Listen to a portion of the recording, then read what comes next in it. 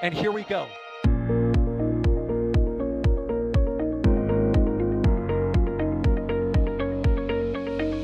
have liftoff. Propulsion continues to be nominal. R68 chamber pressure looks good. Traveling up. Roger, roger, planet. Water towers fly! Yes! Payload down to nominal. Flight downside FD off. Bring in FD off. Off. It's orange! R45! Oh my god! Oh my god! Decollage. Put that in the big bag, you know. 343 unfolds to go. Indeed. We rise together, back to the moon and beyond. The methane would be igniting in the flare, correct? Yikes. You dead? Sure. We don't need any more of these.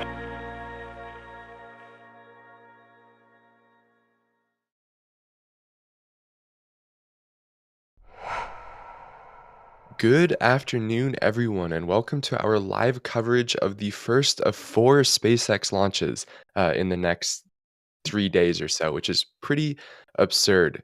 This is Optus-X, which will be launching from Launch Complex 39A, as you can see on screen.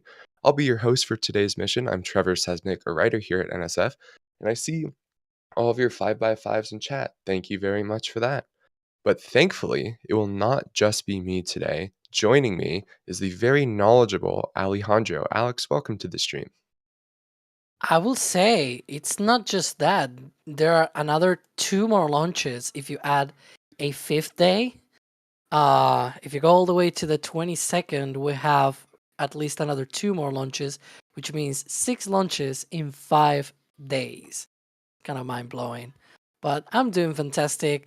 Very active schedule from SpaceX, I guess. All sorts of launches, and hopefully this will be the first one of those. Yeah, I'm sure we'll be talking a lot about the absurd cadence that SpaceX has planned for the remaining 6 weeks of the year. But I also need to introduce Julia, who is bringing us these awesome live views. Julia, how are you doing today?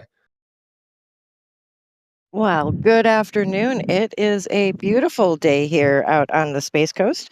Today I am bringing views from Cars Park for the downrange view, and this will be the 80th launch of the year from the Cape Canaveral KSC area. Wow, that is a lot of launches. And pushing buttons, pulling levers in the background is Carson. I didn't forget him for once, so everyone thank Carson for helping out operating today's stream. But with that, Alex, can you just walk us through what we're expecting to see today, what the mission is, why it has 2 names, all of the good, important questions? Yeah, so this is one of those missions where it's supposed to be a customer mission, but we have no idea when it is being launched. And the whole reason for that is this kind of, this mission kind of came out of the blue. We had no idea about it until basically 2 weeks, maybe a week and a half ago, that it was even a thing. And we still don't even, we have theories about what it might be, about what the customer might be. And the reason is, if we go, for example, to some of the official documentation, this mission is called Optus-X, right? And if you look out there, in Google and things like that, then you can see one of those many examples that I just was referencing. You can see there that is from the FAA plan advisory. Essentially, there's this sort of bulletin that is distributed between all of the ATC locations, right, for the coordination of air traffic control, so that they know things like when a runway is down, when a certain airway is not available, and of course, as well, when through the air there's going to be, things heading to space or coming from space, namely launches and reentries. So you can see there planned launch and reentry. One of them, of course, is today's mission, Optus-X, or so it is called on that document, as well as other documents on like NOTAMs and whatnot. However, SpaceX calls it TD7, which we don't even know what it stands for. We've also tried to look that up. We have no idea what it might be about. So Optus, if you look out on Google and things like that, there's this satellite company from Australia which is called Optus, and they have their own satellites in space and things like that. They even have contracted with Northrop Grumman to build satellites in the future and things like that. But we have no idea if this is the case. We think it might be, and this is like side theory kind of thing, that it could be a mission for the Australian government, sort of hired through Optus to get like some kind of classified government satellite through them, built by Northrop Grumman, which is like super complicated. But being government, you all probably understand that being complicated is sort of like number one feature of being a government contractor. That's a feature, not a bug, as they say.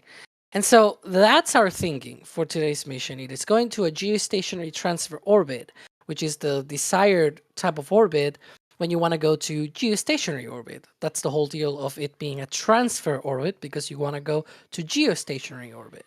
Then the satellite, once it is dropped off from Falcon 9, it'll use its own onboard thrusters and propulsion, whatever kind of propulsion it has, because we don't even know what it looks like. We don't even know what kind of propulsion it has, whatever thing it has on board. But it's a satellite, and it's going to geostationary transfer orbit, which also means if we can bring up maybe the trajectory map, it means that it's going to the east. So just like every geostationary transfer orbit mission, we see that always going to the east. So that's what we're going to see today as well. Nothing extraordinary in that side of the mission. The problem is we have no idea what that payload is. And again, coming back to TD7, SpaceX calls it like that. I say that it's probably because it's the doohickey 7. We have no idea what it is. Yeah. Yeah, well, the good news is we do know more about the booster on today's mission. Julia, can you walk us through how many times this booster has flown and what its flight history is? Well, today we are looking at booster 1077, about to embark on its 16th mission. It dates back to Crew 5. It also launched GPS 3, Inmarsat 6, CRS 28, Galaxy 37, and G20 and 9 Starlink missions. Like Alex said, this one's going east, which means there's a drone ship waiting, and that drone ship is a Shortfall of Gravitas, roughly 630 kilometers downrange. And Doug is about 780 kilometers downrange to recover the fairings. And it is safe to assume that Doug will also recover the fairings from tomorrow's mission. SpaceX has boosters or ships on every pad right now, so there's a lot of drone ship activity. And in Texas's case, some chopsticks waiting to catch a booster. And port has been one busy place, y'all. There are 3 boosters in port as of this morning, and combined between those 3 boosters, they have taken 33 flights. That's kind of crazy. Isn't it though? They literally had to put one of the boosters just sitting on the dock so that Just Read the Instructions could get out of Dodge for tomorrow's mission to hopefully make it to the landing zone in time. So I don't want to jinx anything, but do not be surprised if for any reason tomorrow's mission might push a little into the window just to let the drone ship get there. Yeah, that is a good point. If tomorrow's launch time holds, and just forever to be very clear, this is for the GSAT 20 mission tomorrow, not today's mission. That would be the fastest turnaround of Just Read the Instructions at like 4 days, 5 hours, and 10 minutes between launches. So that's beating the previous record by over 12 hours. So that would be a pretty good speed increase for Just Read the Instructions. But Julia, with that, I think. Alex Oh, has go a ahead. correction for me. no. I have a question actually. Yeah.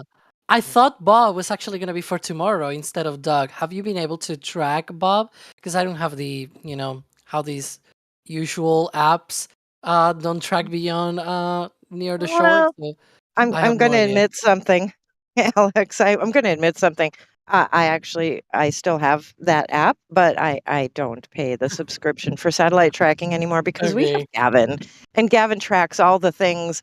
Um, we need but to you're ask correct. him. It probably is Bob tomorrow because Doug is not near the same landing zone. They usually do dual missions when they're perhaps both To doing a southern mission. Yeah. Yeah, to be fair though, GSAT is also going to geostationary transfer orbit, so it also needs to Yeah. go east. That's tomorrow. Yeah. Maybe they have the time to pick up the fairings from this mission and then go out to the other. Yeah. But I see more likely though that what they do is they use the dog for today and they keep it out there for the next Starlink. They move it to the Yeah. Bahamas, for example, and then because they did that, with Bob, they did that on the previous attempt. Like they did Korea Sat 6A and another Starlink, so they kept it around for both missions. I can see that happening probably with Doug in this case because they can. That's the neat thing of these two boats, like right? Because they can carry two pairs of these fairings. So it's very Right. neat. And the crews, they're well prepared to be out there for longer periods of time because these Hmm. are indeed modified offshore supply boats. So they have giant walk-in refrigerators and dry storage, and they can be out there for quite a while. So save some fuel and go hang out in the ocean instead of coming back and going out. Yeah. Right. Yeah, so something that I really want to talk about with how absurd this whole quarter has been so far for SpaceX is just the amount of records that I think we're going to see broken this week. So, if all launches go on time, in the next 3 days, they will break the fastest turnaround record of OLPA, of Just Read the Instructions, of Slick 4 East, and of B1073. Will they That's Wow. kind of, break the one for a shortfall of Gravitas? Because after this mission, we have so there's this mission, right? Tomorrow's mission from the Cape as well, GSAT 20, and then after that there's a Starlink from 40, and that one because of the they alternate the drone ships and whatnot. We think that Starlink mission will be a shortfall of Gravitas. But looking at the schedule, that will be maybe a 3.5 day turnaround for ASOG, so that's quick. yeah, would that be That might actually fastest? be as well or really close at the very least. Yeah, because It, right now, yeah. ASOG's fastest turnaround is 3 days, 12 hours, and 13 minutes. So, yeah, it would be very close. Yeah. Yeah.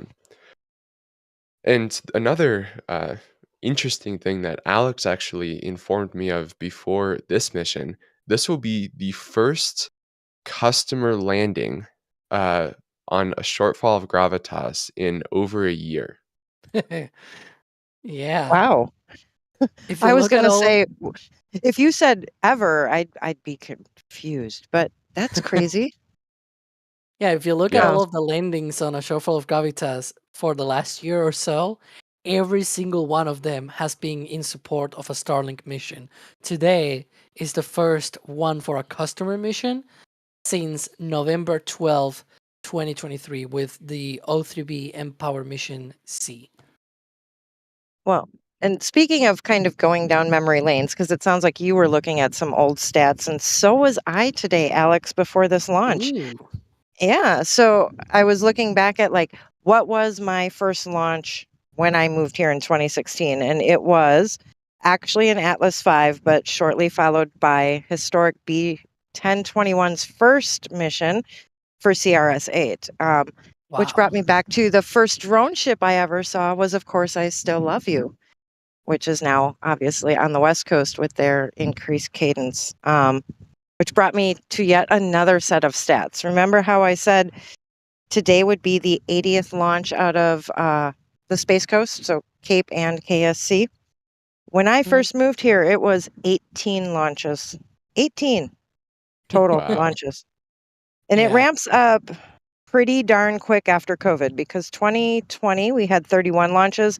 We duplicated that in 2021, but with COVID also came some lack of Starlinks to send to space. And then we shot up to 57 launches, 72 launches, and we've officially broken the Space Force's record for launches per year in late October. So busy Wow. year here.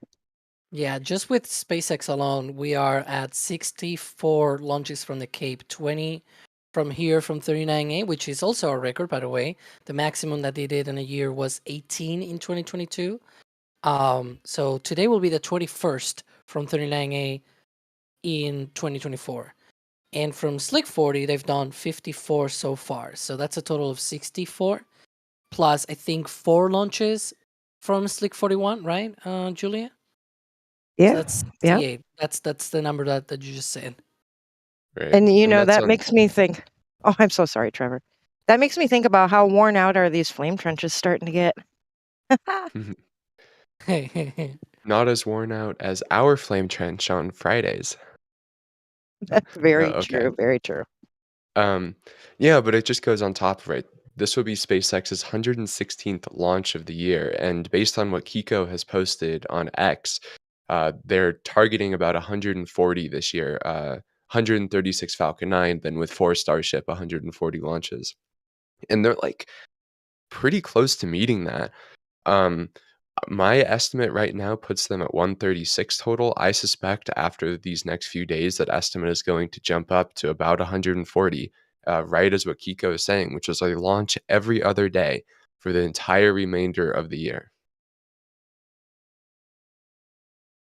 Well, which is the good news crazy. is we're out of hurricane season. Almost. Give it a couple weeks, but that system that was developing pretty much dissipated. So as far as that goes, at least we're out of that weather. I'm happy to say we're going into manatee season, out of hurricane season. Right. But speaking of weather, Julia, how is weather looking for today's mission? Weather is beautiful. It's almost fall-like here in the morning in Florida, and sunny skies, partly cloudy though, and a little bit breezy, but nothing concerning for a rocket like Falcon 9. So all in all, a beautiful day to watch a launch. Yeah, as there we can see the 45th official weather forecast with a greater than 95% chance of weather being green. And the only slight watch item is that booster recovery weather, which is listed as low to moderate. But in the event that they do have to not launch in today's window, which again is about 2 hours long, they have another launch window tomorrow, 24 hours later, which would make it very close to GSAT. And you know what? I just got to say something to our team that's in Texas. They are missing not only fabulous weather, but there are no mosquitoes and there is no humidity. So I'm just saying.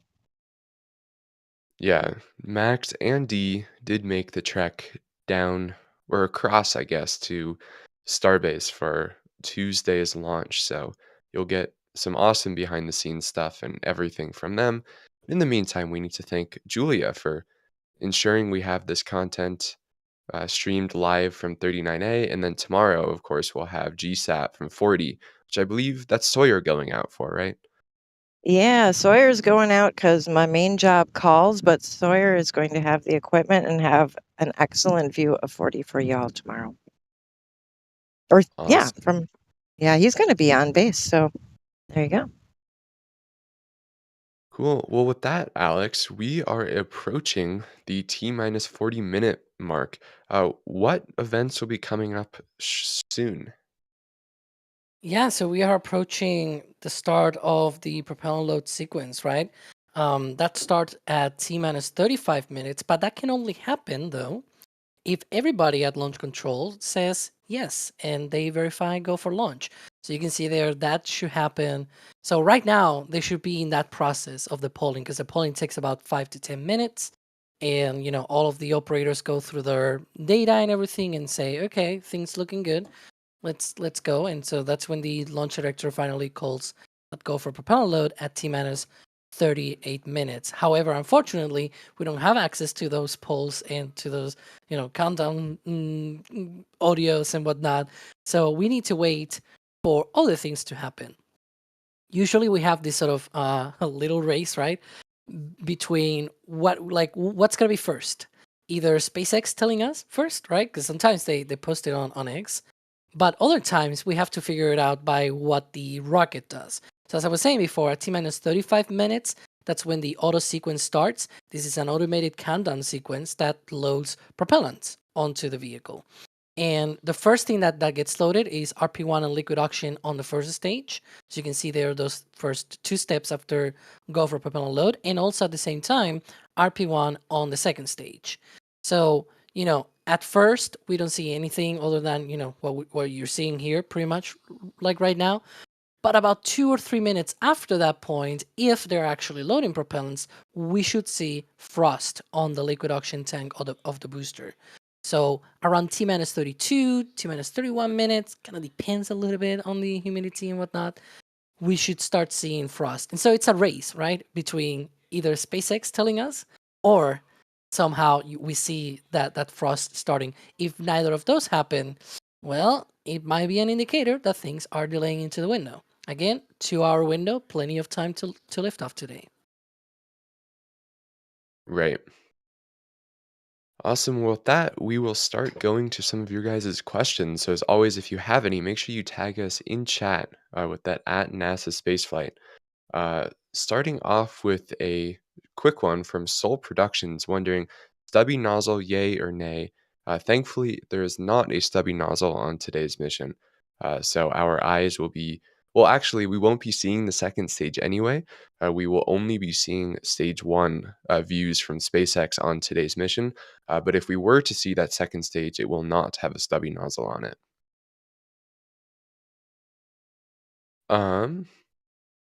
Let's see. Merry Old Elf is wondering, I know that Falcon uses T-tabs to start the engine, but how will they relight Raptor in space? Alex, the ignition system for Raptor and Merlin are quite different, right? Raptor uses torch igniters.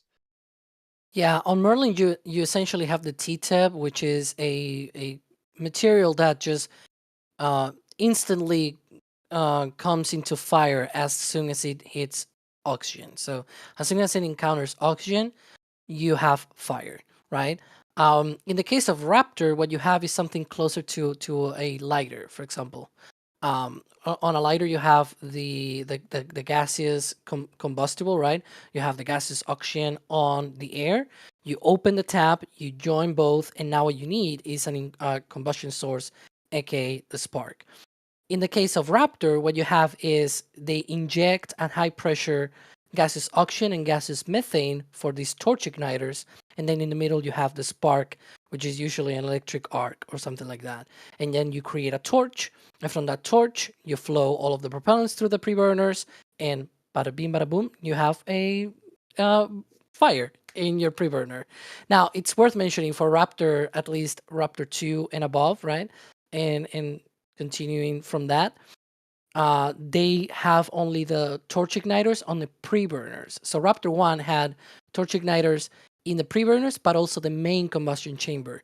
For Raptor 2, they were able to eliminate the torch igniters on the main combustion chamber. The reasoning, we think, is that, once those preburners ignite and they have all of that hot exhaust, right? One that is very rich in oxygen, the other very rich in methane. It's very hot, high pressure gas that then meets at the injector. So it's so hot that we think that it just automatically enters into combustion with each other. But yeah, and so what happens is that for the ship, for example, if you think about that, right? Because the second stage on Falcon 9, it carries its own canisters of T-tab. So what they do with Starship is that the ship itself carries COPVs of high pressure gaseous oxygen and high pressure gaseous methane. In fact, a bit of a pimp here. Recently, Dee uploaded a picture of the quick disconnect port on the ship, and you can see the two lines for the high pressure gas of methane and oxygen. So check out that out on these social media on X. I think Chris also retweeted that as well, so you can probably check that out. It's very, very cool. Yeah. In other news, we do have a slight delay to this mission. It was pushed back 20 minutes. The window opening time seems to have changed from what 4:29 to 4:48, and right now it seems like they're targeting the start of that. But we'll of course be here hanging out with y'all. So Little delay. yeah, we can handle a 20-minute delay. Going through some support, Chuck with a store message saying, "Love the new patch." So do we. Pauline did such a good job on that. Merry Old Elf gifted a Red Team membership. Thank you very much. Musical Wolves is saying SpaceX should use Starship to place drone. Should SpaceX use Starship to place drone ships for Falcon 9? I do not think Starship will ever do anything with drone ships. What do you think they will, Alex? I don't think so. I don't even know what it means. They have the hashtag KSB, so it's like Yeah. how do you place drone ships for Falcon 9 using Starship, right? I don't know how that goes. Yeah. Snot Garden gifted 5 Red Team memberships. Thank you both, Merry Old Elf and Snot Garden. If you got one of those, make sure you thank them in chat. Going to some more questions. Um, 98 Central is wondering who's out in the field with Julia today. It is just Julia. All of our other Cape team is in Texas. Um, Here's a question for Alex for sure. Michael is wondering, what is the mean number of flights for Falcon 9 boosters these days? Do you have that data available? Yeah, so I think I mentioned this in a recent Flame Trench episode where I said I have this sort of very rough statistical look at the sort of how old the boosters are. So essentially, if you were to go randomly to a Falcon 9 launch, like you pick and choose out of all of the over 100 launches already in the year for Falcon 9, and you said, okay, how old will the booster be? I'm gonna go to that launch. How old will it be?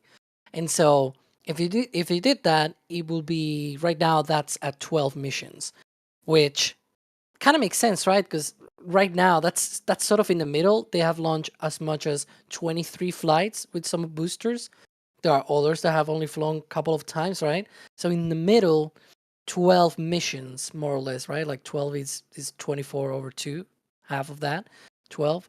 So that's more or less where they are. But just, I mean, I'm gonna look it up here real quick, but just last year, for example, in 2023, that was closer to 9 missions for a booster. So I don't know if Trevor, you have something similar and it says something different, but that's what at least my own kind of a spreadsheet is saying. My own little method. I don't know if it's even proper, but it's what I learned in college. So that's Yeah, how I I did think it. that's fair. I Yeah. mean, the other way that you could go about doing it is like if SpaceX was launching today, like out of the boosters in their active fleet, how many times would it have flown? And then I think it's honestly actually probably a little bit higher than that. My guess would be like 15, but I haven't actually done the math because SpaceX is not actually have too many new boosters right now. Yeah, I mean this one is 16th flight, right? So it has flown already 15 missions. This will be its 16th flight. So yeah. Right. Good question. This is the kind of stuff Alex and I spend like hours arguing about off of stream. Well, and you can even take port, for example. There's a wide range of flights flown on those boosters. One of them has flown only 3 times. One is your mean, Alex, which is at 12, and the other one is getting up there at 18. But like you said, there's a couple that have only flown once. There's a few that have flown 20 to 23 times. Yeah, B1072 has not launched that much. Has only launched once, and that's That's a Falcon Heavy side booster. So things like that, for example, on this kind of analysis, if you can call it even like that, will skew things a bit down to newer missions, right? Like that could be an explanation why it is closer to, newer than older. On mine, it's 12 instead of something closer to 15. But that's when you get into the point of like you need to remove outliers and things like that. I have not done that kind of analysis. I don't go that deep. It's just, some kind of piquing curiosity kind of thing. Well, and Right. and I discovered an interesting number today. Like somebody asked me when I hit my 200th booster selfie in port. So that means I've seen 200 times a booster, is sitting there in port. That's out of roughly 251 launches that I have seen since moving here. Which I don't know why that blows my mind that that number's so high out of the amount of launches I've seen, but it makes sense when you think about how often SpaceX launches. So, yeah, those boosters get a lot of wear. Yeah, I mean, the other thing to take into account with this insane launch cadence is not only are these booster averages going up, but they still need to produce a second stage for every single one of these. So even though there may not be too many active boosters in the fleet, they're still having to make like 180 probably second stages a year at this point, which is crazy.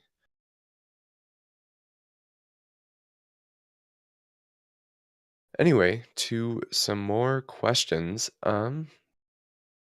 Supersonic retropropulsion is wondering, do we know the gimbal range of the engines and if they all move or just some of them?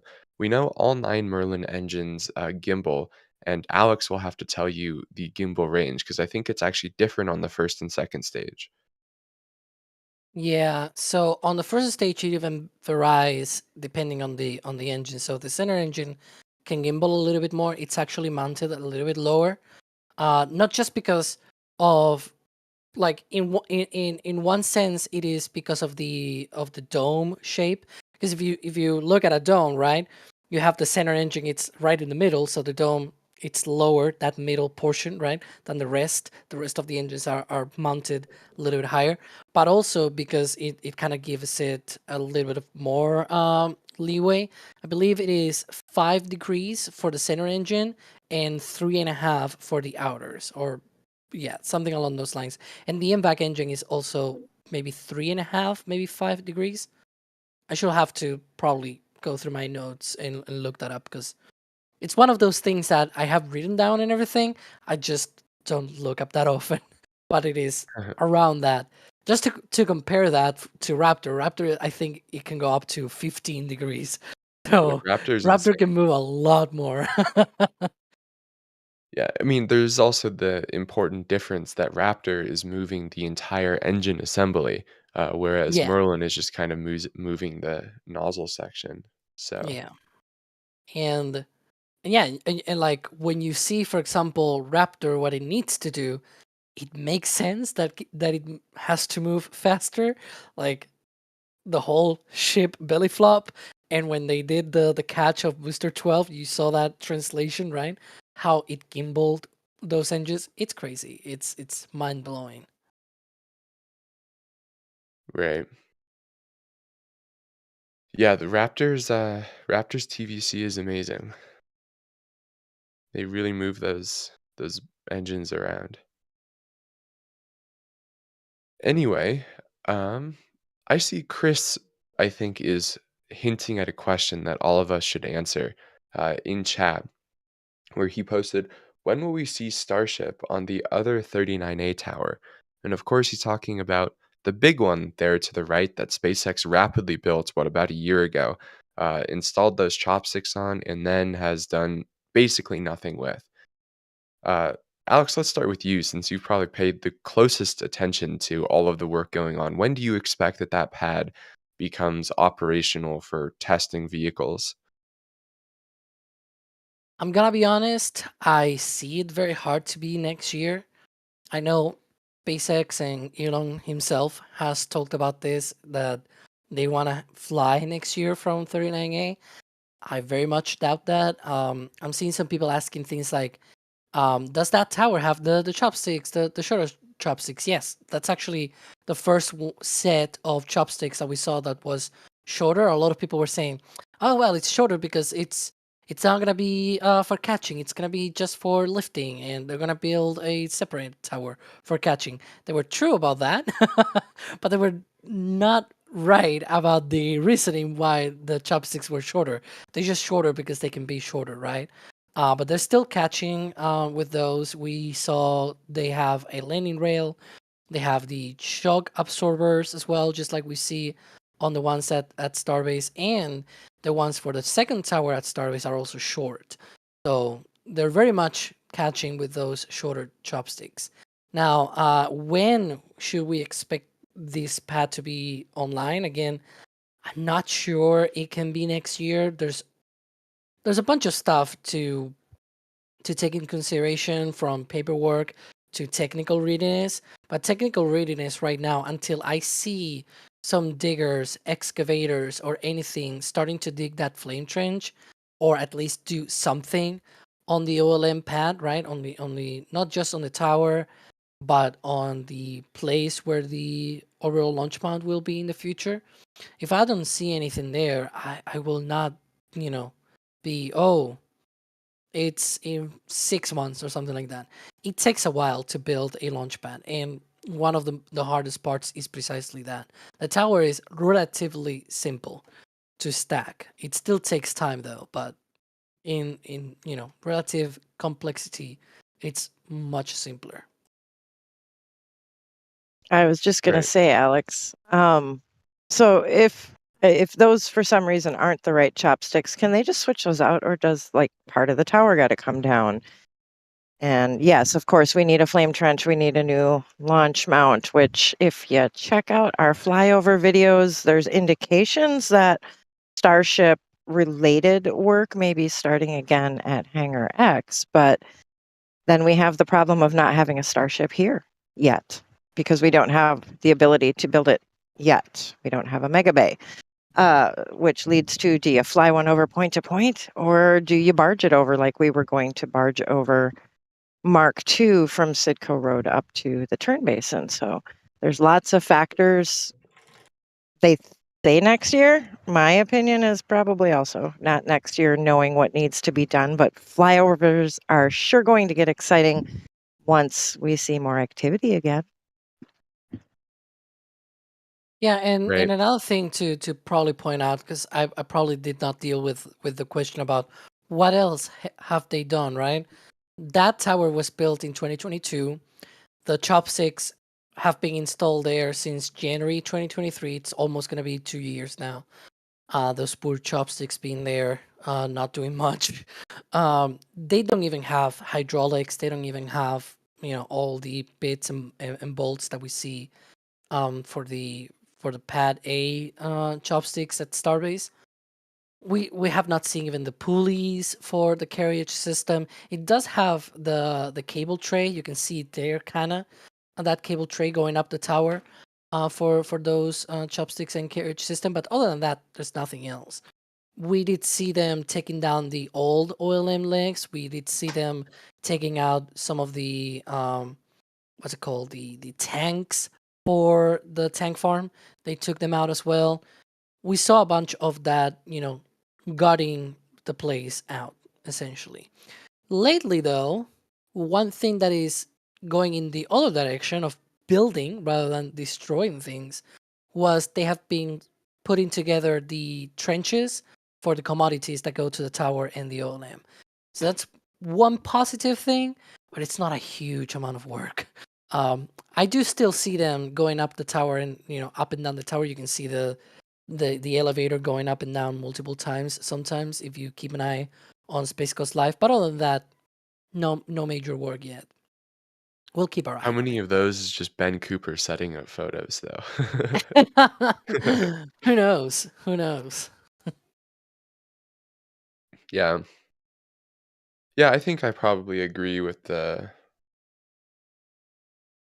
I don't know, maybe I could see a Starship, like, being ready for testing on the pad, like, for pad testing at some point next year, like, late next year, but for launch, yeah, I think that's no earlier than 2026, and that was actually Temptation Gitsy's question.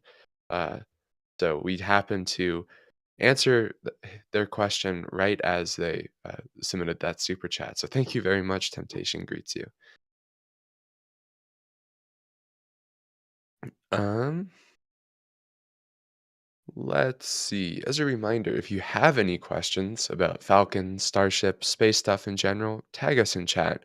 We got a bit more time until launch. We should be getting, if this T0 is holding at the start of the window, confirmation from SpaceX very soon about propellant loading. But there's also, of course, always the possibility that they have pushed it further into the window.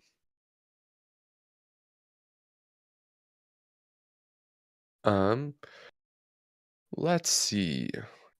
Tim is wondering what is the most used Falcon 9 booster of this year, and how many flights does it have under its belt? I presume they're talking about only this year. I actually don't know this off the top of my head. Do you know, Alex? The most used booster. Oh man, I actually don't know. I don't track that. I do track. Well, I used to track it before on a previous spreadsheet that I had. I changed spreadsheets and where I had them, and now I don't know. I can tell you though how many flights of a booster. And by the way, we have an update there. Now liftoff is targeted for 5:08 p.m. Eastern time.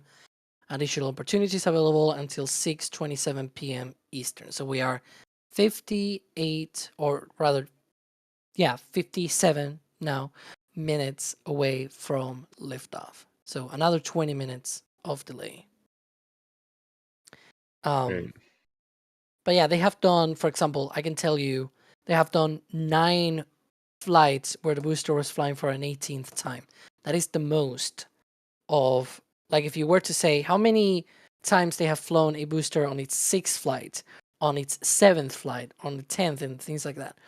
Well, the one that is the most flown in that case, it is an 18th flight of a booster this year. That tells you how Right. old the booster fleet is. Because on other years, it's been like, I don't know, last year it was actually the 3rd flight, which is funny. But yeah, it just goes to show how old. Yeah. Right. You know Cool. what? I just thought of the one upside. Well, there's 2 upsides in a weird way to delaying. A, I'm enjoying the weather. So there is that. B, as much as where I'm at, by the way, the more we lose light, it's not as favorable for my location. But if we get a little closer to sunset, we might have a jellyfish. And that's a happy thing, right?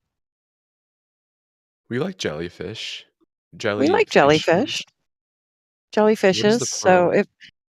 if the sun goes a little more down on the horizon, then it makes a prettier picture while I'm tracking. That's what I got for y'all. And anybody who's watching along the coast right now, just be out here and enjoy the bug-free weather.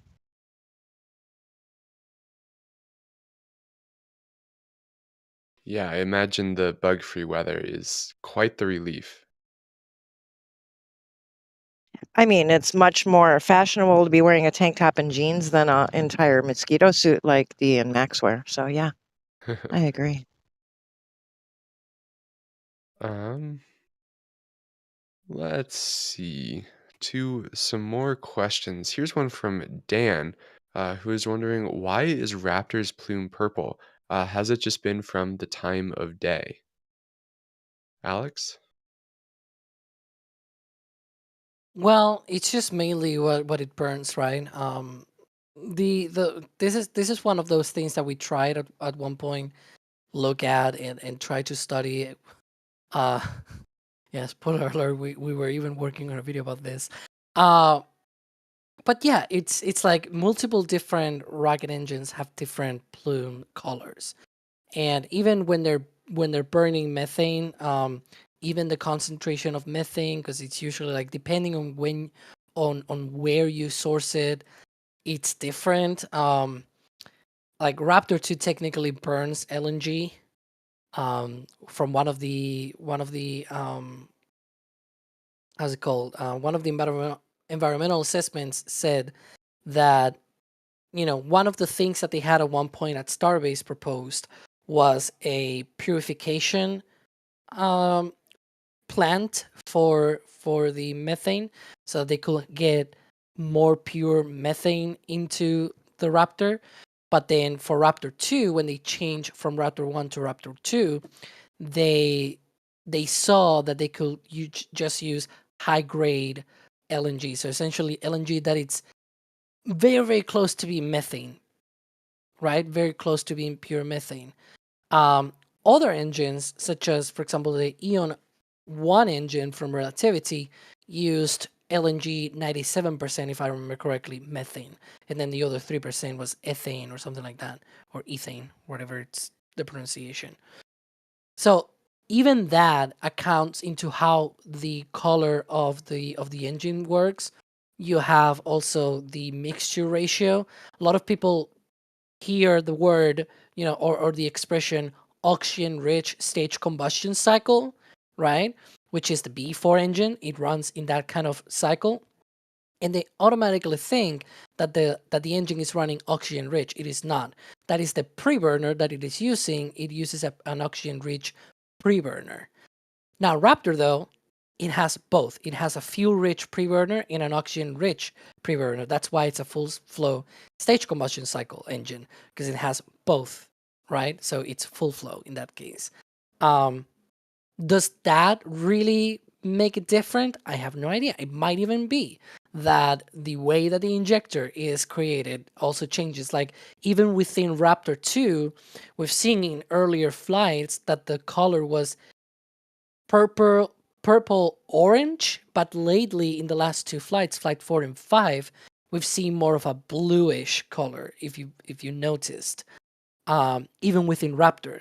So does that mean they changed something, like, right? So it is a very complicated piece of debate, right? Even within the rocketry field, and this is something that probably needs more proper discussion, more proper research than just a bunch of people here on this stream talking about that and me running my mouth off. Yeah. I did definitely notice the last Raptor flight looked super blue, especially Yeah. toward the end. But this person did have a point in their comment that lighting conditions do also matter a lot.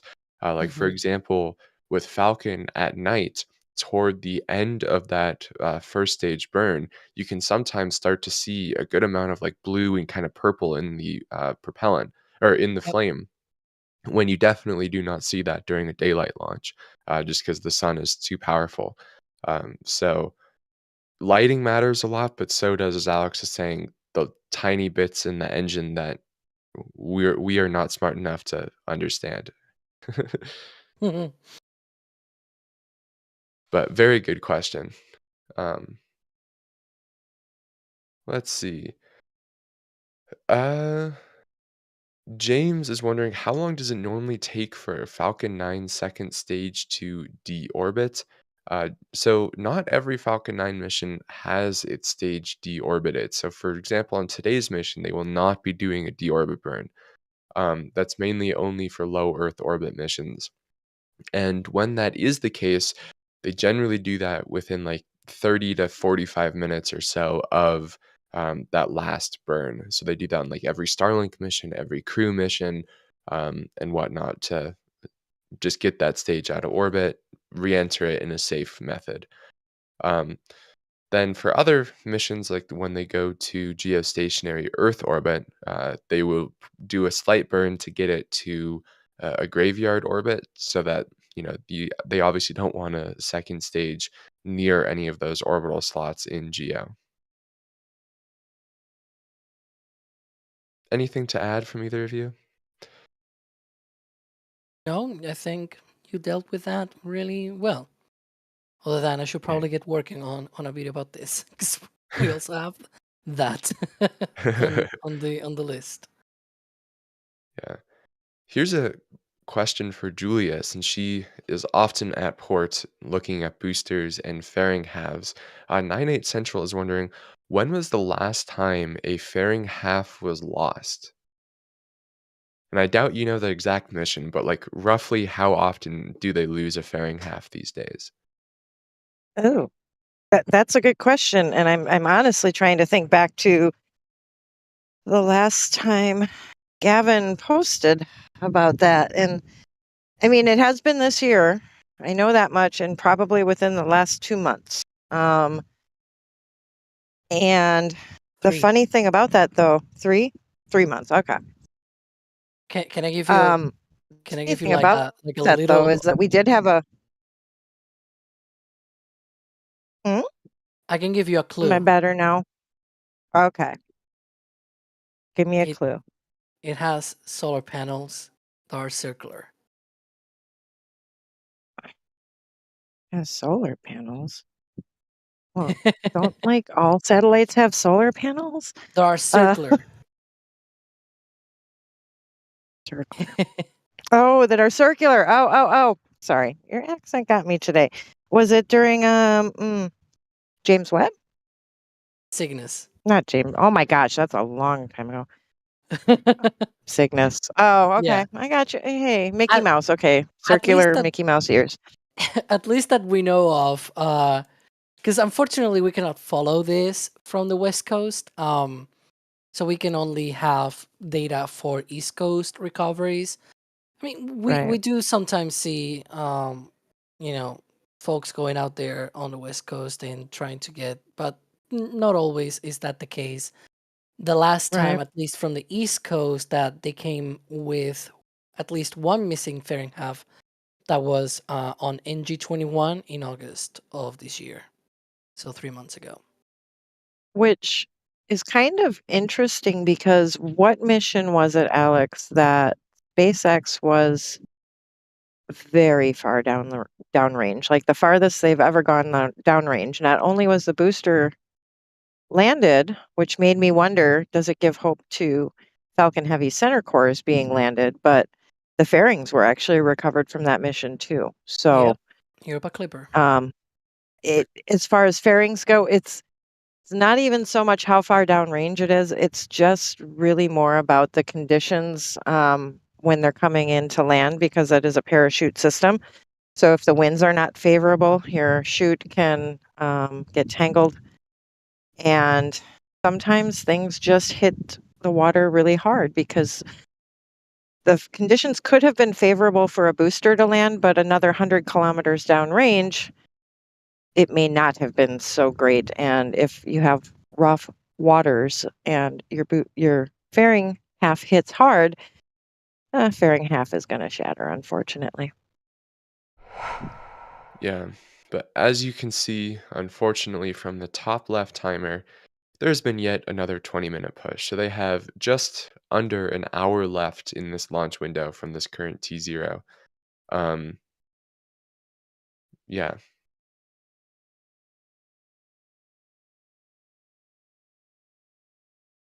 Anyway, let's see.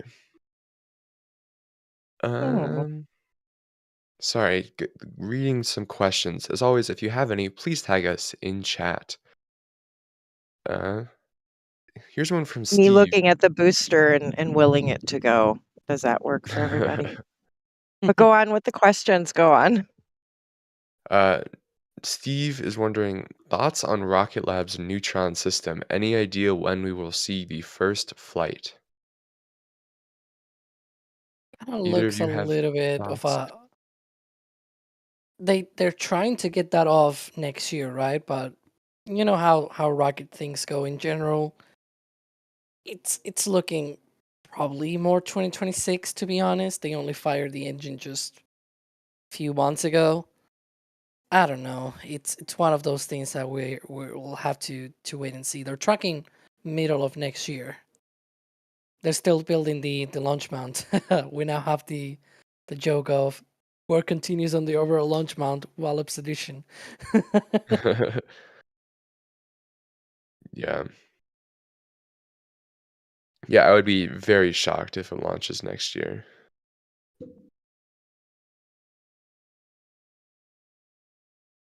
Um, I don't know. Rocket Neutron is such an interesting vehicle. I will be curious to see how the market adapts to it.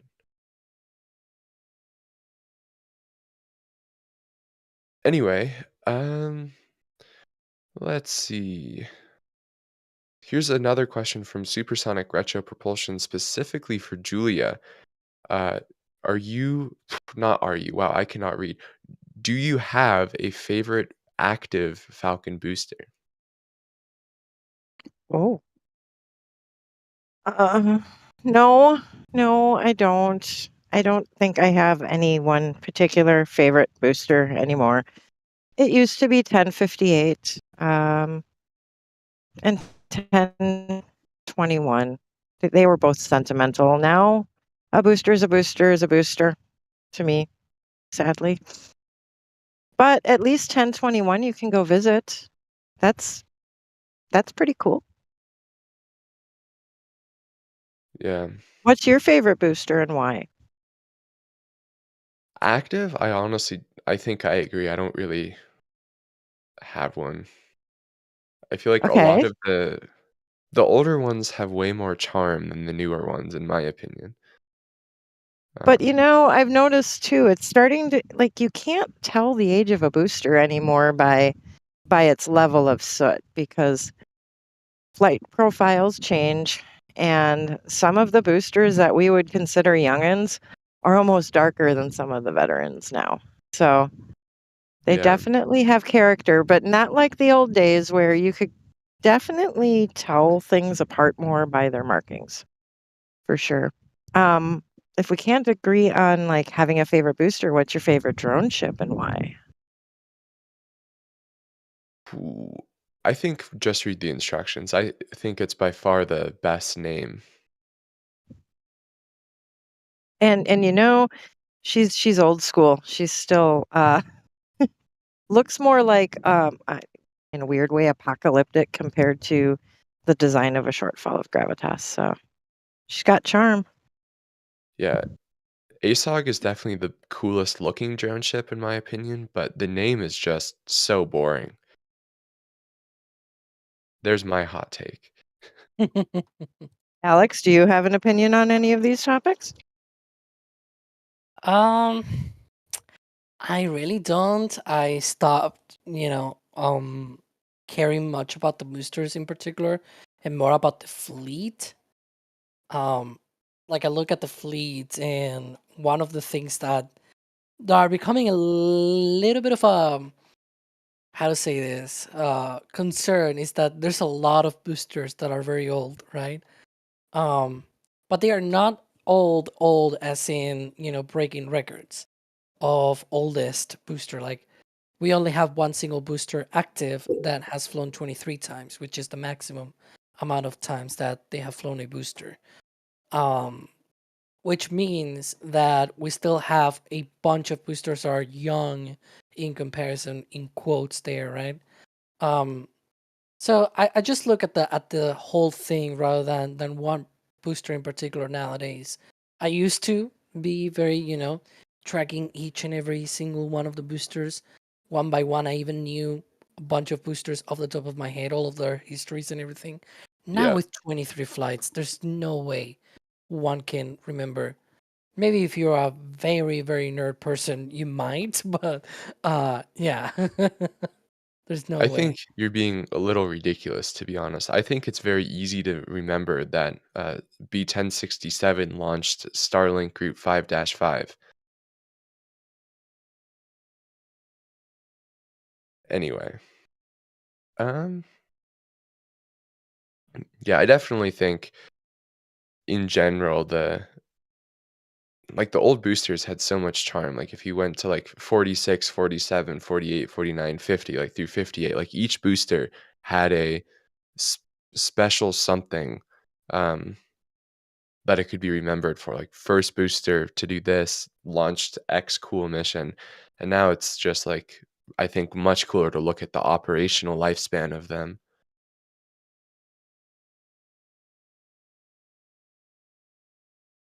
Um, let's see.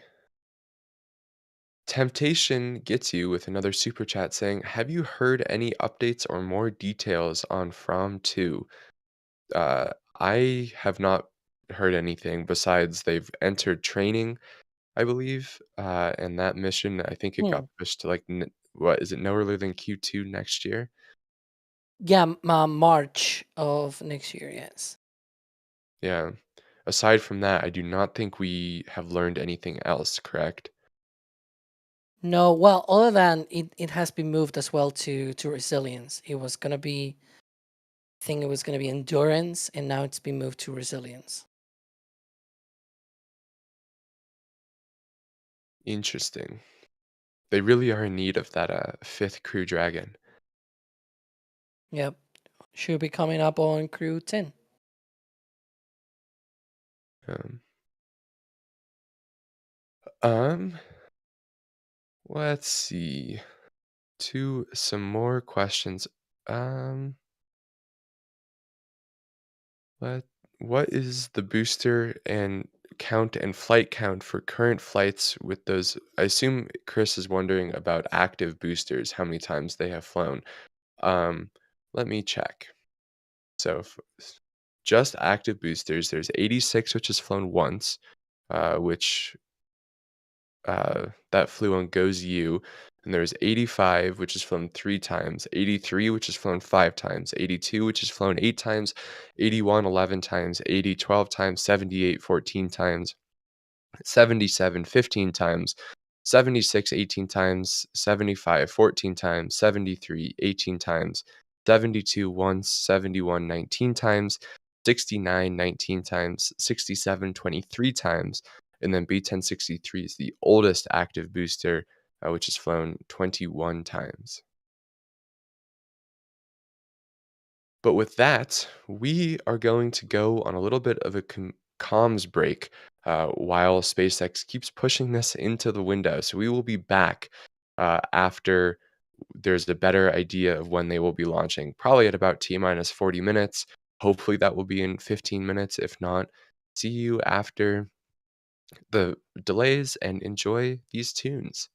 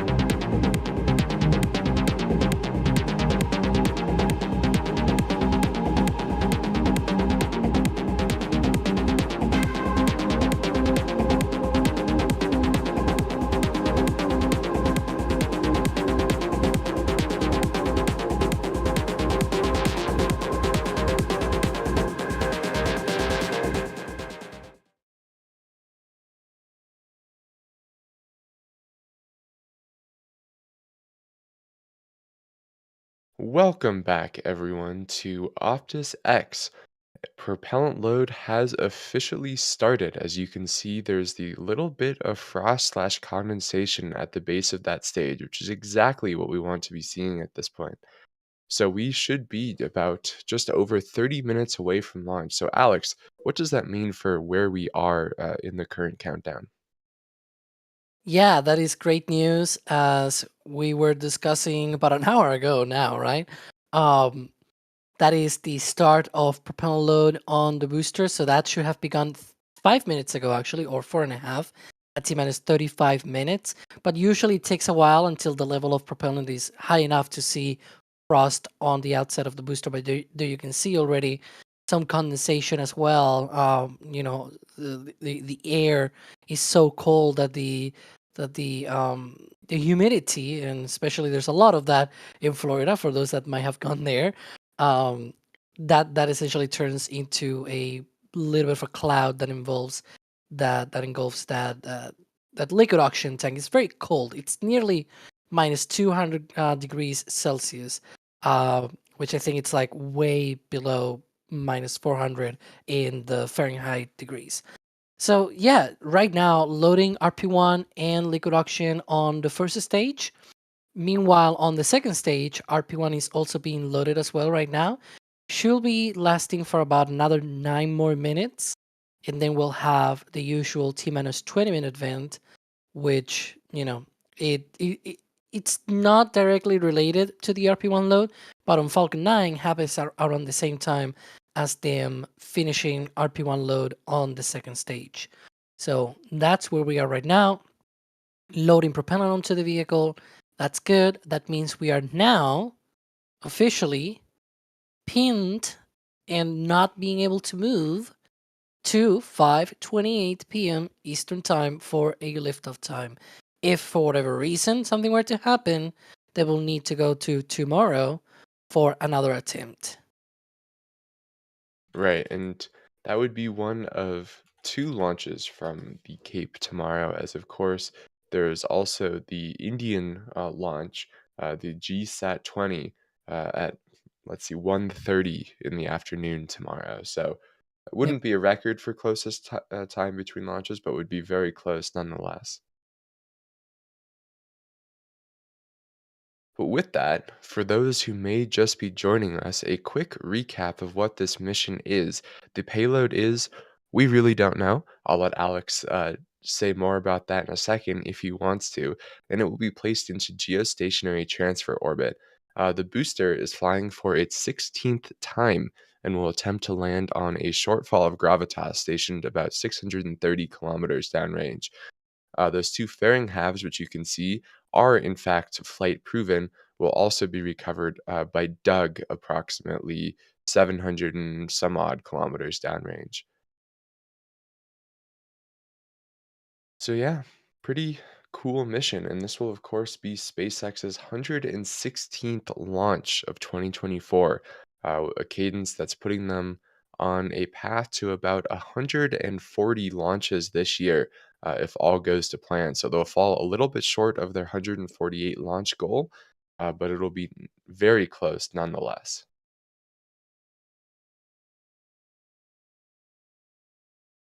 Anything to add, Alex, that I missed? No, I think you went through everything. Of course, we have we talked at the very beginning already an hour and a half ago of the stream about what is that they are launching today. Unfortunately, we don't know what they are launching. We do know where it's going though. It's going to geostationary transfer orbit, and some of the official documentation that we've seen from the FAA, from marine safety hazard zones and whatnot, all of these usual notices, they call it Optus-X, including the Space Force on their on their weather forecast for this mission. However, SpaceX calls it TD7. We don't have any idea what Optus-X stands for, what TD7 stands for.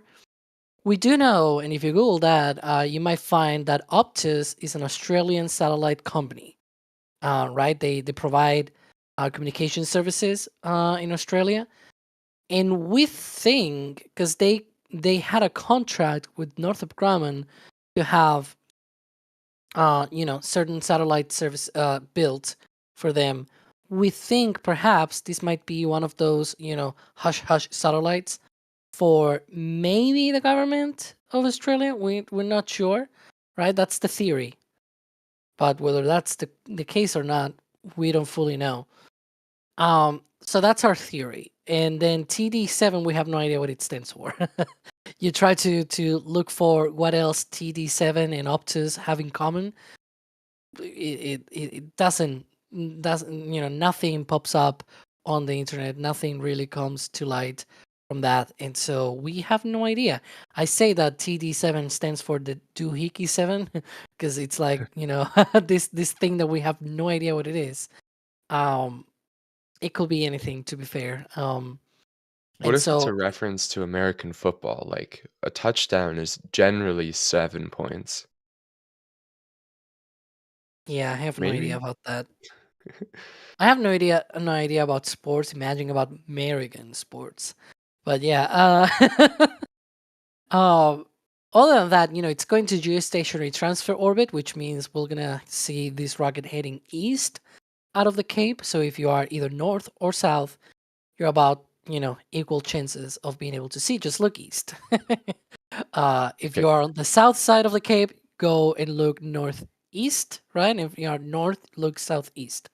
But it's going east, and People in so chat are mad at me for saying a touchdown is generally 7 points. I know the touchdown itself is 6, but generally the field goal makes it 7. That's why I said generally. Sorry, continue, Alex. well, there you go. See, you can just say I have no idea, and nobody will blame you. But Yeah. yeah, and so another thing is this is geostationary transfer orbit, which means it is going to a transfer orbit instead of going directly to geostationary orbit. That geostationary orbit being this kind of orbit about 36,000 kilometers away from the Earth, where uh, your orbital period is the same as the rotation of the Earth. Essentially, you are just fixed in the sky, which is very useful for a bunch of applications. And so the transfer in that name is that it is not going all the way there. It's getting you some, halfway there, but not entirely. It's this oval shape kind of orbit where the apogee is close to that altitude, but the perigee is at Leo, and that sort of allows the rocket doesn't need to be this huge rocket. If they needed to put this satellite, for example, directly, then you will need a Falcon Heavy instead of a Falcon 9. So you can save a few more monies if you just fly on a Falcon 9 instead. But yeah, that is all that we know today. Other than that, again, as you said, 16th flight on the booster. We have no idea other than that of what is flying today. In fact, we may not even have any views of the second stage today. So, yep, that's how it is. Yeah, I think we expect to not, given on SpaceX's site, they only cover stage 1 events, which is indicative of them not showing any stage 2 telemetry or views or anything. So, unfortunately, we won't get that, but at least we will get stage 1. And someone had a great point in chat about why is it that a foreign government, you know, is sort of could be making this payload a secret, right? Like, shouldn't that be just with US payloads? Yes and no. It's a customer, right? At the end of the day, for SpaceX, it's just another customer, and the customer decides whether their payload will be public or not. There's being even commercial satellites that are not government satellites, right? That the company just doesn't want SpaceX to show what their satellite technology is, and so they have said no, don't show the satellites, right? And they are just purely commercial, but they don't want people to know how they look like. It's not with SpaceX this example, but for example, Kuiper did that with ULA, where ULA did not show how the the prototype satellites looked like on their protoflight last year. So that tends to happen. Falcon 9 has launched many foreign payloads, that we have not seen. Korea, for example, recently launched 2 satellites on Falcon 9 that we did not see. One on Bandwagon, and then another one last year on a Falcon 9 from Vandenberg. So you know that sometimes happens. Customers just have different requirements. Right. Yeah, the prototype sat one that you mentioned for Amazon, that one was really bizarre to me that they wanted those secretive because, like, I mean, SpaceX has shown Starlink satellites so many times, but whatever, it makes sense. But with that, I think we are getting very close to the T minus 20 minute and not 20-second vent. Just a little bit earlier on Yeah, you can see there. 39A. So there it is already. Alex, what is this vent, and do we have any idea why it's a little bit differently timed on this pad? I'm gonna answer the second question because it's easier. I have no idea. um, it could be just down to how the hardware here is, and it's a very unique launch pad. It was used on Saturn V, on Shuttle, and now it is being used for Falcon 9, and it is also used for Falcon Heavy as well. So it's a very unique pad with very unique infrastructure. Whereas, ironically, Slick 40 and Slick 4 East were both used by Titan rockets before. So they both have a common sort of earlier kind of rocket, right? Like the rocket that was previously on that pad before Falcon 9 was the same kind of rocket. So, and this launch pads, especially here at 39A, they're using the same, except for the RP1 farm. The liquid oxygen farm is the same one that they used all the way back from Saturn. Essentially, it's the same log sphere. They have added more commodities, of course. Super chill liquid oxygen that was not on Saturn, that was not on Shuttle. That's a specific Falcon 9 thing, but it could be something like that. It could be just this specific pad has that peculiarity, right? Because it's a different, very peculiar pad with such a history. Yeah. And what it does is essentially conditioning the line. They're about to load liquid oxygen in about 2 minutes from now. That's a very cold liquid, right? You have that that line is essentially or was the ambient temperature of Florida. You don't want that kind of shock, thermal shock. It's not good for your materials, for the liquid oxygen itself. Right now, what you see there venting is the gaseous oxygen.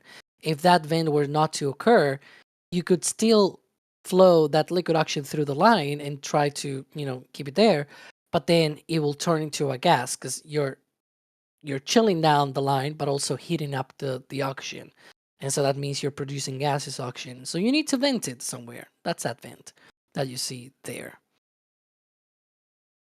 Right. Um. Anyway, earlier we did have a question as to the booster with the most number of flights this year. And actually, during uh, our commentary break, I was able to get an answer on that question. And the answer is B1076, which has flown 9 times this year. But then 81 and 78 have flown 8, as has 82, 73, 80, B1080. So I believe we will see another booster today flying for its 9th time of the year. Did I say? Sorry, this will be this booster's 8th flight of 2024. So uh, there we have it. In fact, I made a request on the back channel for Carson if we can show fleet cam, because that booster that you just mentioned that has been the most used this year is there at port right now, along with another 2 more boosters, because they have this sort of congestion, right? At port, they have many different boosters there waiting. Maybe Julia can talk a little bit more because I think she's back as well with us. I'm back a little bit more, yeah. Well, regarding those boosters, between them, there is 33 flights. Let me get out the handy dandy notebook because I wrote it all down. let's see. On the dock itself is 1076, which has 18 flights. On the stand is 1080 with 12 They've flights moved it under. now. Oh, they did move it? See, I can Yep. see the backside of port. So, oh, I think they moved it like while Yeah. we've been streaming today. Yeah. Yeah, And they then did. the one that was on the transporter earlier today was 1085. So that one's just a baby booster with 3 flights. Yeah, the one that is there on the stand, that's the one that we were talking about, B1076. Yep. It did 668, Starlink Group 668. Then the other one right next to it to the right, that one was laid down like a few hours ago. We were finishing the Oh, Starship so stream earlier today, and it was laid horizontal just right after we finished that stream. And so then the that's other one was 1080. yeah, that is 1080, and the other one is should be 1085. What's the other one? Yep, which means Uh, they had to have yep. transported 1085 to Hangar X so they could bring back the No, transporter it's and there. then oh, it's still there? You can see the two of Oh, them. okay. You see the Well then. booster vertical, and then you see one that is less sooty on the left, and then another one on the right that is very sooty. The one on the All left is right. 85, and then 80 is on the other one, which is kind of cool. 3 boosters at port. That's crazy. Like, yeah. Traffic jam. Yeah, and it's not often we have that kind of jam in port, but with both drone ships out of port right now, that means they have time to get these back to Hangar X so they can, shall we say, clear the dock. And perhaps they just wanted the port engineers to have a day off, and that's, or well, maybe 12 hours off at least, so that they could have a fuller crew come Monday morning at Hangar X to deal with all of the inbound goodies. They better move those, because otherwise in 2 days they're gonna have a 4th booster, which is the one on the right getting fuel right now. Well, just think of how far we've come though, because once upon a time, those boosters had to have their legs removed, and I that added. remember I remember the first day or the first time when they didn't remove all of the landing legs and retracted them. We were like blown Wow. away, and now it's like just trivial. Now they even Right? retract multiple legs at the same time. Have you seen that, Trevor? It's Yeah, super cool. yeah. I I can remember the days when they'd kind of get stuck. There's a pinch point really when the hydraulics are lifting, and yeah, they'd just give up, take the leg off, call it a day. But that also contributes to faster processing Can time we at Hangar X. So that's a pretty cool innovation, right? can we go back again to the fleet cam? Because some people no, the left thing on the left, that's a booster. You can see Falcon 9. It's horizontal. I was not referring to the crane, by the way. The crane does look a lot like a Falcon 9, I'm gonna be honest. But you can see That horizontal, one booster on the left of the one that is vertical, and then another one that is horizontal as well on the right. There are 2 boosters horizontal, 1 vertical. Just to be clear. yeah, that is a lot of boosters, and there's a 4th getting ready to launch. This cadence is insane. It is, it And is. there's another booster also ready to launch and get caught. Then if we Ooh. showed 40, any guesses what would be there? A booster ready to launch. And maybe even from Vandenberg, because from Vandenberg they also are planning another Starlink launch tonight. So, plenty of work for SpaceX. Yeah. I was laughing when SpaceX made that post last night that they're gearing up for 4 launches in the next like few couple days from all of their pads. Chris B responded with SpaceX, more like Space Flex, and I thought that was a very humorous comment. Anyway, we are just over 10 minutes away from launch. As you can see, the booster is quite frosty from all of that liquid oxygen, although there is still a lot of soot visible on this specific vehicle. Alex, what events will we be seeing in the coming minutes? Yeah, we are getting ready for that, last 10 minutes of the count.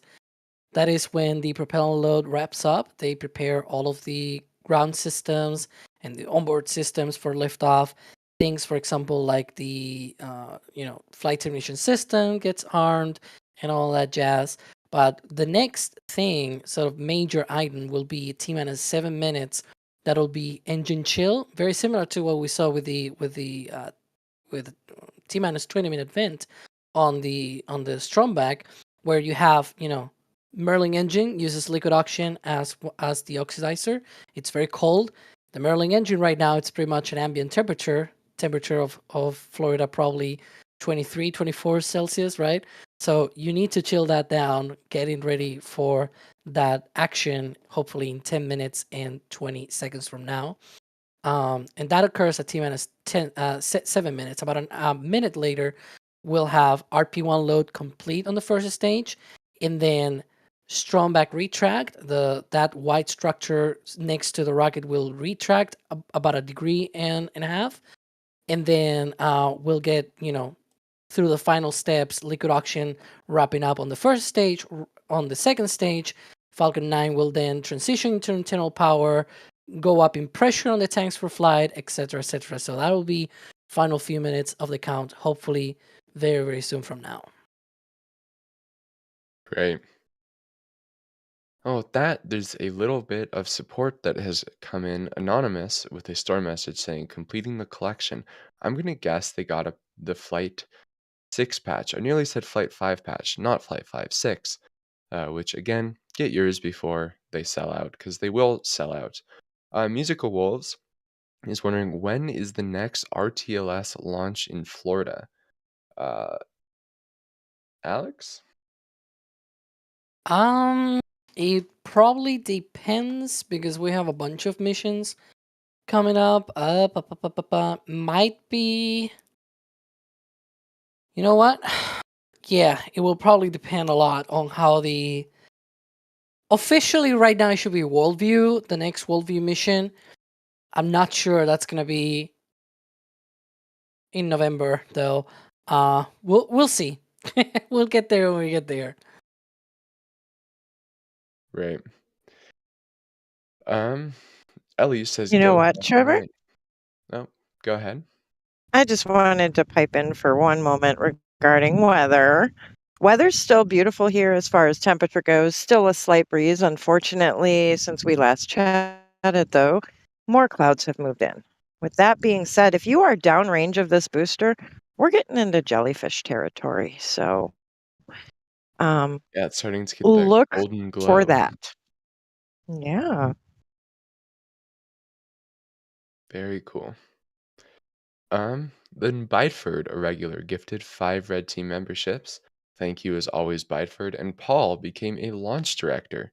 Thank you very much, Paul. I hope you enjoy your name at the end of count. Is it at the end of Countdown to Launch or just Flame Trench? All of the goodies that come with there. So thank you very much, Paul. With that, we have 7 minutes to go. Again, if you have any questions, make sure you tag us in chat and we will try to answer them. 98 Central is wondering, stabilizing the booster out at sea, isn't that the landing legs or octograbber? It's kind of a combination of both now, right, Alex? Yeah, so obviously one of the things that helps a lot. By the way, it's orange. You can see there that beautiful colors of the sky. But there's also the fact that the booster has a very low center of gravity, right? And so the legs help, but also you have the octograbber, as you mentioned. It's a combination of both. That once the booster is out there, they deploy the octograbber and it holds onto the booster and allows that center of gravity to be even lower. But yeah, beautiful views today, by the way. You can see it there. Right. Cool. Then Jerwa, another regular on our streams, gifted another 5 Red Team memberships. Thank you very much. And if you got one of those, make sure you thank them. Um, let's see. With just under 6 minutes from launch. There's graphics from SpaceX of the fairing, which you can tell is flight proven. Definitely a little bit of soot on it. And as Julia was saying, that golden glow on that, not the moisture, the condensation looks awesome. That's a gorgeous view. Yeah, that is really cool.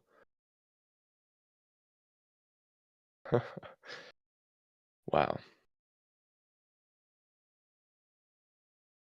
And then Jeremy became a PadVed member. Thank you very much. Corey with the storm message saying, thanks so much for your coverage. We've been here from the beginning as Texas tank watchers. Certainly crazy to think how long ago that Texas tank watching started.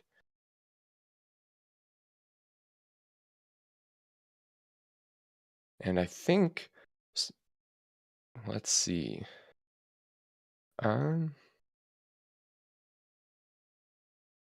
Sorry, just looking for some more of your guys' questions. The booster, Arrow Parker is wondering, what's the booster and where is it landing? The booster will be landing on a shortfall of Gravitas, and the booster for today's mission is B1077, And flying there you for can its see, 16th oops, time. we just had a view of a Shortfall Gravitas out there at sea. Awesome. Gosh, this view is just gorgeous. Yeah, look at that.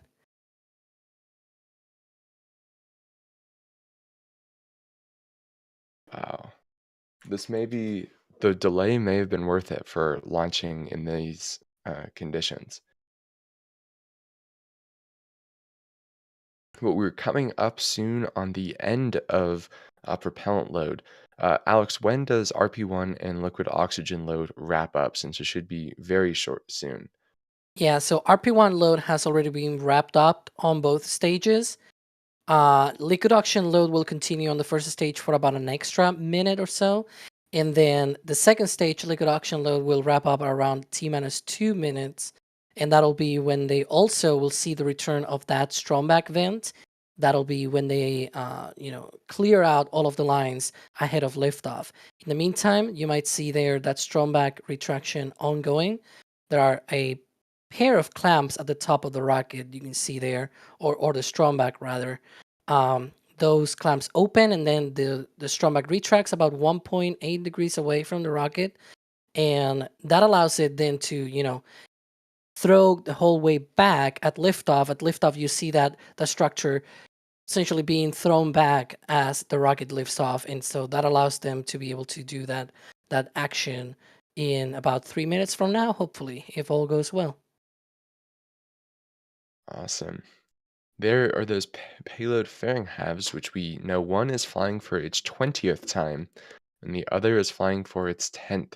So definitely fairly old in the grand scheme of things. For reference, the highest known fairing launch number is 20. So this is on par with the highest that we know of. That said, as always, it is possible that SpaceX has flown one for the 21st or 22nd time and not informed us of it. And you may see right now that tank, it is not leaking. That is their way of knowing when it is full. Essentially, it has this relief valve at the top, and so no need for silly high-tech sensors or anything. You just have that valve, and if the water overflows, then you know it's full. That is the definition of the engineering expression: keep it simple, silly at work. And there you can see the return of the Stromback vent. Liquid oxygen load is now complete on the second stage. Falcon 9 is fully loaded with propellants ahead of liftoff. With some birds almost flying through it. Now it's violet. Look at that. We're into violet. Yeah. This is probably a little early though for a jellyfish, right? Or Come again? This is probably a little too soon for jellyfish. Are we thinking jellyfish or no jellyfish? Maybe Well, no the clouds are jellyfish, going but to make very that. beautiful. Yeah, I say the clouds are going to make that hard to determine, but the sun is almost Yeah. down under the tree line from my point of view. right. We will see, but now the vehicle should have entered startup and the tanks will have be at flight pressure, and any second now, the launch directors should be giving their go for launch. And they are go for launch. There it Falcon is. 9 pretty much well into startup right now and getting ready for liftoff. Awesome. Pay attention to the base of the vehicle when we will see the first signs of ignition. From this view, we probably will not be able to see that green flash. However, we will see that plume of exhaust come out of the flame trench, followed shortly after by the engines or the vehicle commanding the ground clamps to let go and lift off. All that beginning in a couple seconds. There we go. There's engine ignition and liftoff of the Optus-X mission. We'll stay quiet and let you enjoy the launch audio.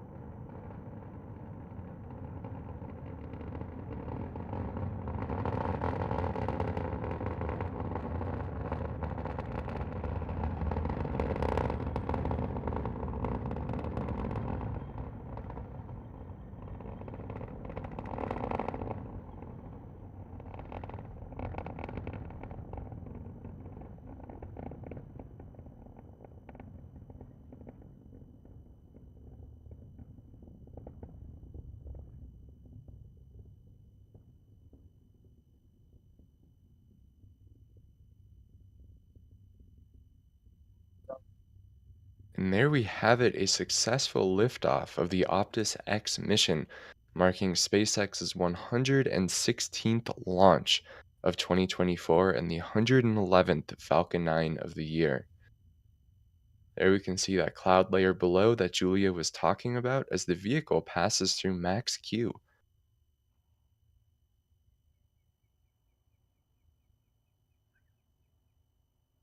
At this point, you can kind of start to see Look all at that. 9 of those engines' plumes in the vehicle throttling up and down through max Q and as it goes higher into the atmosphere to Look at that. Look at follow the that. most efficient profile. That's really hard right now with that cloud cover. So props to I don't know which track we're seeing right now, but whoever that's tracking that, props to you. That was Julia from Carson on the back channel. So that's That was yeah. awesome. There you can see that expansion of the plume and that vent that you see to the left, that is the MVAC engine chilling down and preparing for ignition in about 20 seconds from now. Very cool. So yeah, these engines will shut down in a staggered pattern. We'll probably just have these onboard views since the clouds are kind of in the way. Um, and then the second stage and first stage will separate, followed by second stage ignition. A reminder that we will not have live views of second stage today from SpaceX, unfortunately, so we will just have stage one. But there we have Miko and their stage separation. You can see that central pusher and then the 3 radial ones. And that looks like successful stage 2 engine ignition.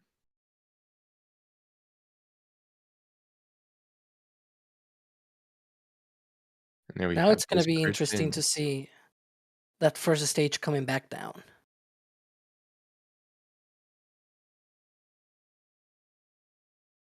Yeah, probably the standard 3-1 configuration.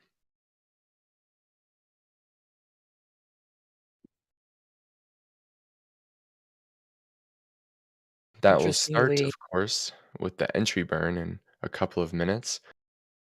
And that entry burn will probably be 3 engines. I don't think we've ever seen an ASDS landing with fewer than 3.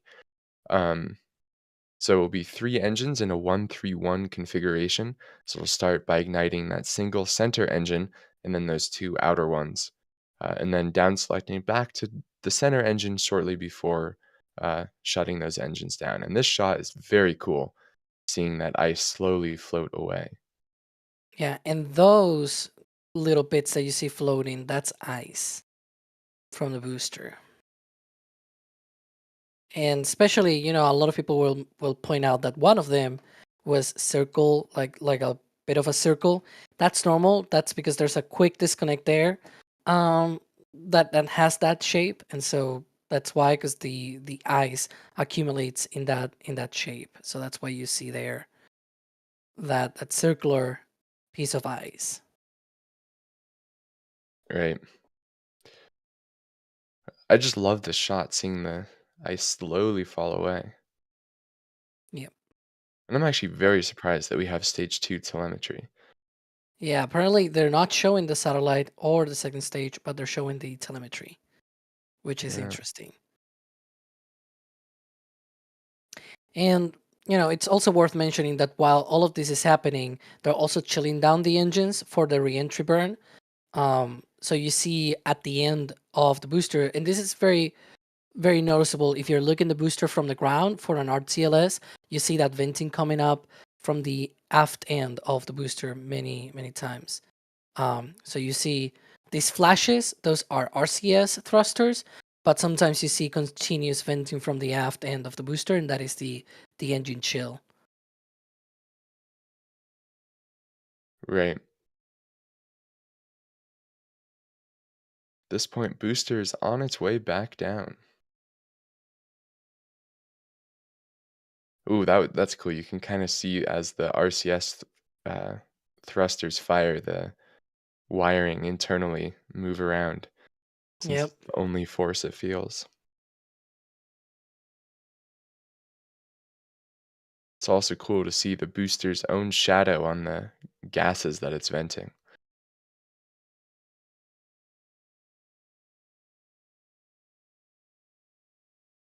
We're about 15-20 seconds away from that entry burn beginning. Again, that will be 3 engines. So it'll start by the exhaust will start looking kind of circular, and then it'll go more into a line as those 2 side engines come back on. Let's watch. There's 1 engine, and there's the 3. And then it'll soon down select back to 1 and then very quickly shut down completely.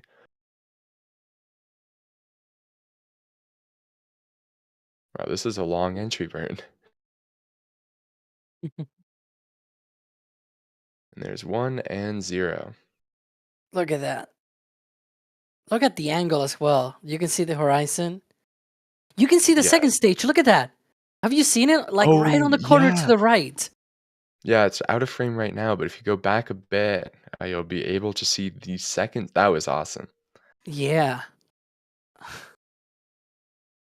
It'll also be really cool. I always love seeing Falcon break through the clouds on days like these.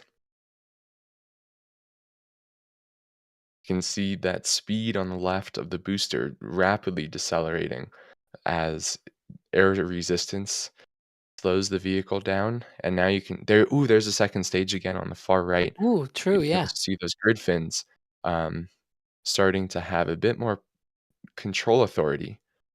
I wonder if we'll have audio, because this is ASOG and they have the microphone. Sometimes they do, sometimes they don't.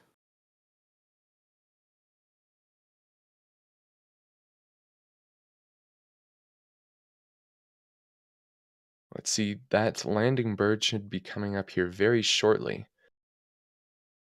Again, that will be just a single engine, that single center engine, which will take this booster to hopefully a soft landing on a shortfall of Gravitas. 1 landing burn. Nominal park orbit insertion. And you can see Falcon 9 performing its landing burn, as we also had a good call for Stage 2 entering its parking orbit. Stage 1, landing leg deploy.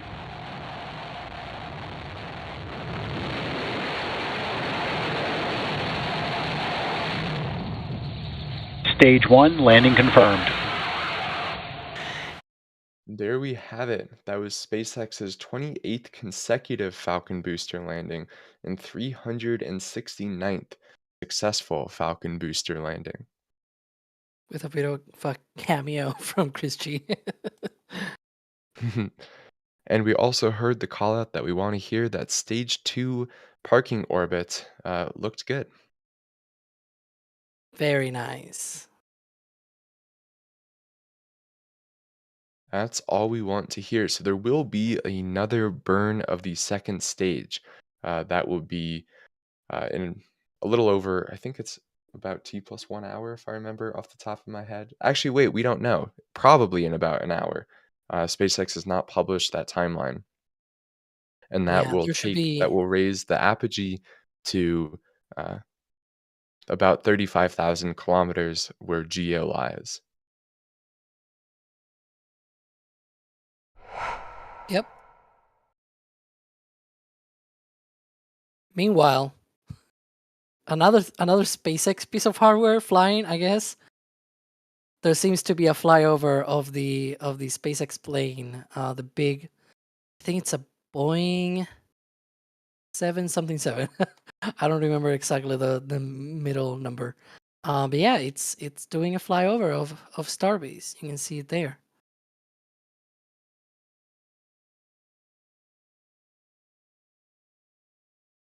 Yeah. 737. Okay.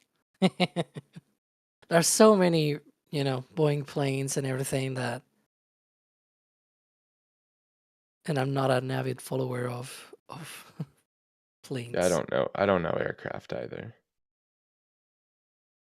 Nice. So they're probably showing off a little bit of. They should have, if they wanted to show off, they should have flown a Falcon 9 through Starbase. Am I right? Who agrees with me in chat? Should have done that. At least that's SpaceX built. This is SpaceX bought, not SpaceX built. Yeah, but as a reminder, that was just SpaceX's first launch of the coming days.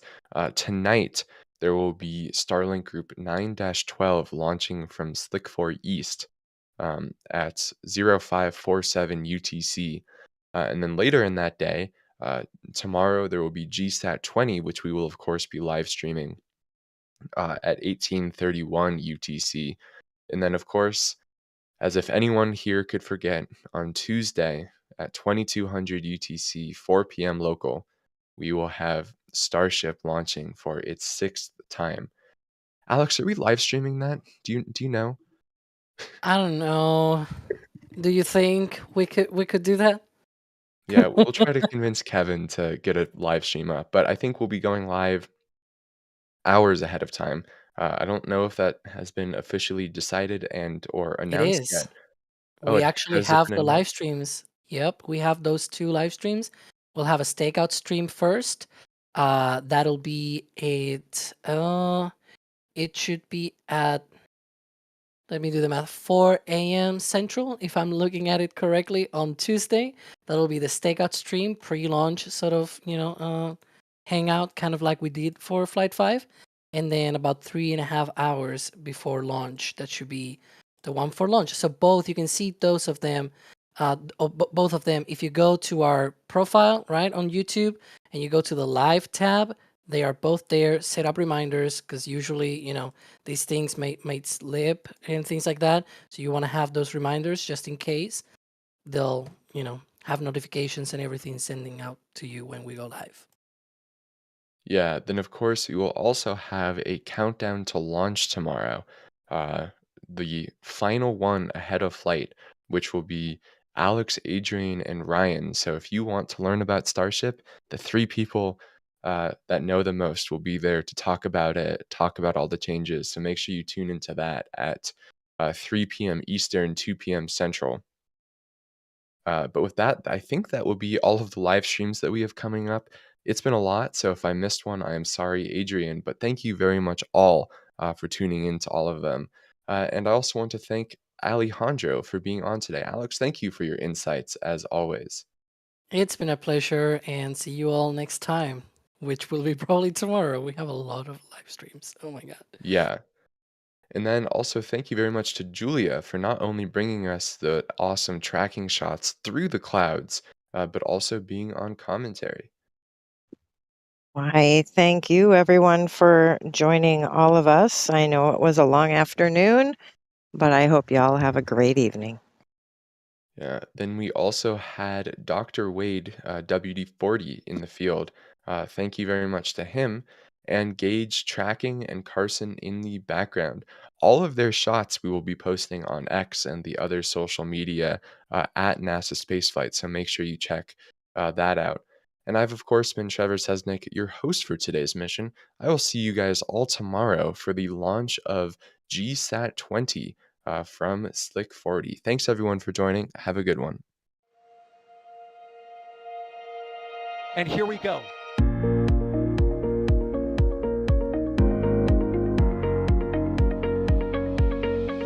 We have liftoff. Propulsion continues to be nominal. R68 chamber pressure looks good. Doubling up. Roger, with planet. Water towers, fly! Yes! Tango down to nominal. Fighting downside ST off. Bring in ST off. Off. It's orange! R45! Oh my god! Oh my god! Decollage. Put that in the big bag, Jingle. 343 unfolds to go. Indeed. We rise together back to the moon and beyond. This methane will be igniting in the flare, correct? Yikes. You good? Sure. We don't need any more of these.